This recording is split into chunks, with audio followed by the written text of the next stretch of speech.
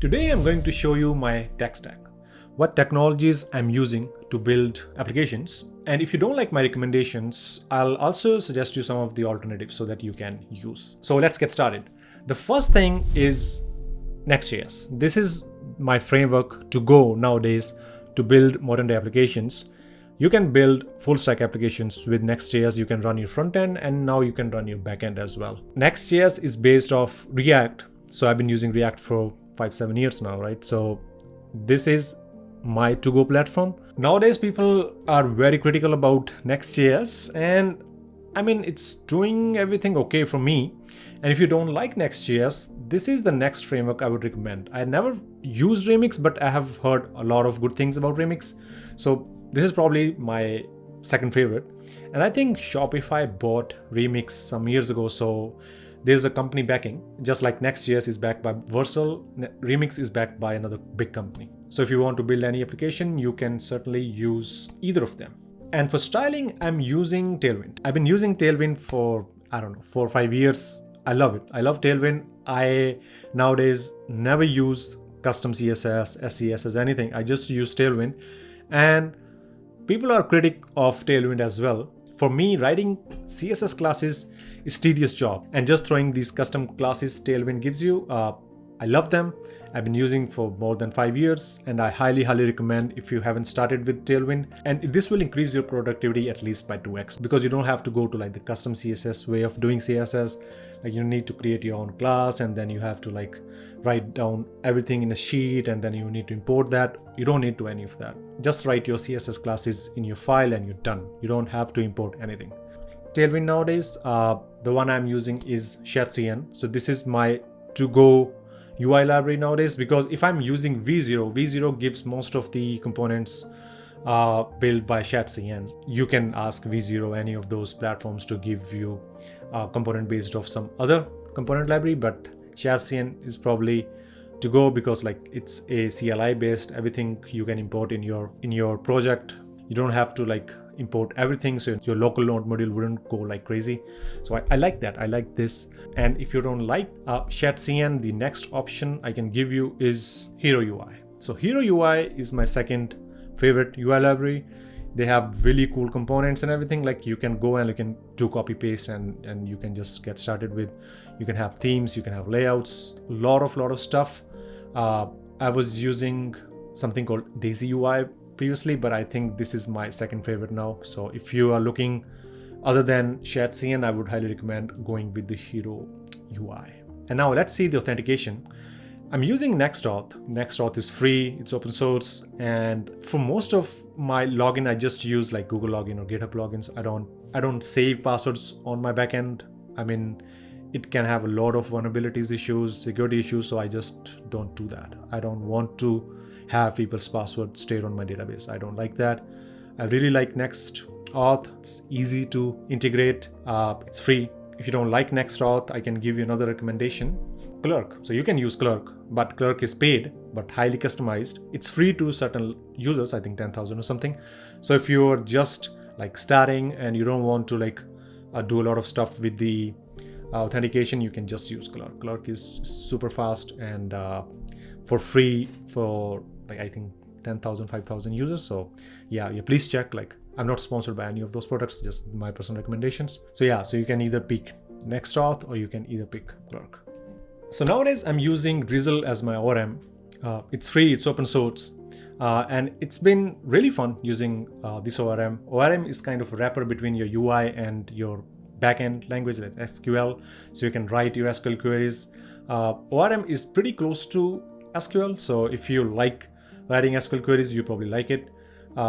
If you don't like Drizzle, the next recommendation I can give you is Prisma. Prisma was pretty popular a couple of years ago. I think it's still popular, but it's not free, it's paid. So it's up to you. I like open source stuff, but I mean, they're pretty new to the business, so I'm not too sure, but you can use Prisma if you want to have like a mature product. You can certainly use Prisma. Prisma is my second favorite, but I would highly recommend trying at least Drizzle. Give it a try. The next is analytics. See, if you're running an application, you need some kind of analytics, right? You need to track like where user coming from, what is your bounce rate, how much time they're spending. So I found this website, $1 Stats. It's actually built by the Drizzle team, and it's like $1 a month. And so far, it's been really good. I don't have to spend like crazy 10, 20 bucks. I was previously spending on Plausible. The next recommendation, Plausible was actually good, but I think they're pricey. I mean, if you're hitting more than 10,000 page views, they'll charge you like 20 bucks or something. So yeah, I mean, it's up to you. I mean, I would highly recommend trying at least starting with like $1 Stats so that you can see like what's going on and you don't have to pay that much amount. And if your product is growing, maybe you can move it to Plausible. So it's always an option, right? So the next thing is databases. So I'm using Postgres, which hosted on Neon. There are so many options you can host. You can host on Docker. You can put it on a server, like you can buy a VPS. You can do that way. I'm using Neon. I think it's pretty easy to set up. You can use Render. You can use Railway. There are a lot of places, AWS, where you can host your databases. I found Neon. It's pretty easy for me. The free tier is really good. So maybe in the future I'll switch, but now I'm pretty happy with Neon. Yeah. So if you're looking for hosting your database, you can try Neon. For deployments, I'm using Vercel. The reason I'm using Vercel, not deploying on any other platform like AWS, is I think because you can, like 20 bucks a month, you can deploy as many websites, right? So I have 2 right now, and they're not getting too crazy traffic, so I'm okay. My billing is like 20 bucks a month. But in the future, if I feel like I'm getting a lot of traffic and Vercel is too pricey for me, I'll move out. One of the benefits of using Vercel is you don't have to set up your CI/CD or anything. Like you just hook to your GitHub and it will take care of everything. So I personally like it, but from technology point of view, I think in the future I'll move away from Vercel at some point. I want to learn different things, right? So Vercel is doing too much for me. Nowadays I'm building the application, so I don't have time to put on the infrastructure side, so I'm leveraging Vercel.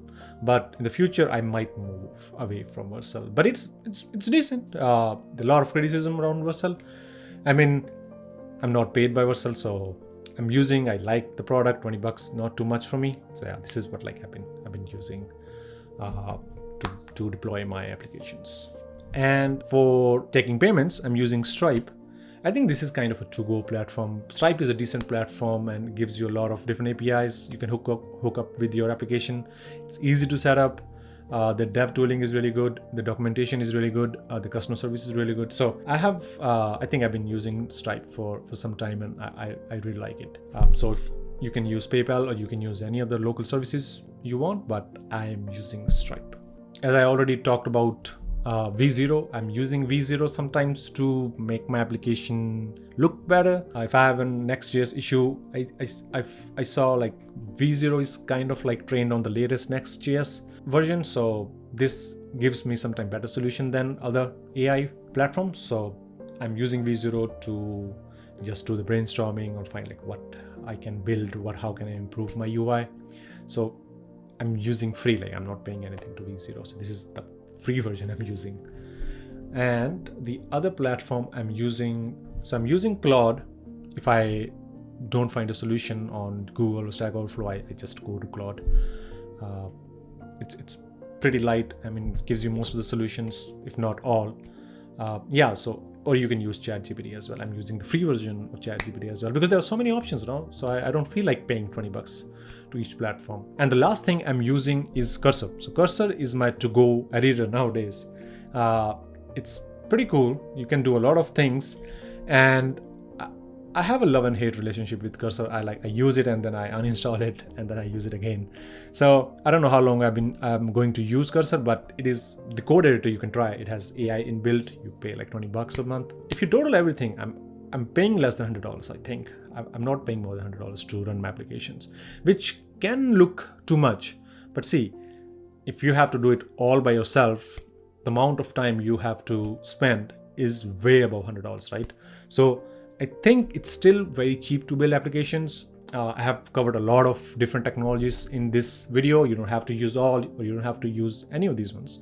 You can build your tech stack completely different from this and still have running applications, making money, or making good user experience. So I'm not sticking with this forever. As I learn, I switch technology, or I stick with it if I like too much. And I think that's it from today's video. Thanks a lot for watching.